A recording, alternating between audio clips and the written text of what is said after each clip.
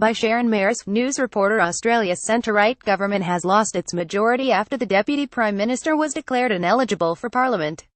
Barnaby Joyce is one of 7 politicians affected by a High Court decision which disqualifies him because he held dual citizenship when he ran for election last year. The crisis relates to a previously obscure 116-year-old law barring dual citizens from sitting in Parliament. Mr. Joyce said, "I respect the verdict of the court. It's a pretty simple story. We're off to a by-election. I had no reason to believe that, I was a citizen of any other country than Australia. That is the way it is. Now I am going to make sure that I don't cry in my beer." The court's decision means the Liberal coalition government loses its one-seat majority in the lower House of Representatives as it awaits the by-election for Mr. Joyce's seat in December.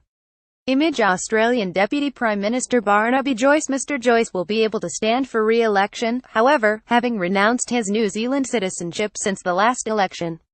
He is expected to win. 4 of the other 6 senators were also ruled ineligible from sitting in Parliament, including Government Minister Fiona Nash, who inherited British citizenship through her father. The others were the Greens' Larissa Waters and Scott Ludlam and One Nation's Malcolm Roberts. All said they had not been aware of their dual citizenship when they ran for election.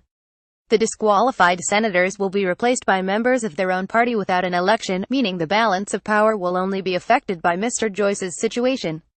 The saga began for Mr. Joyce in July after media inquiries to his office made him aware he might hold dual citizenship through his father, James Joyce.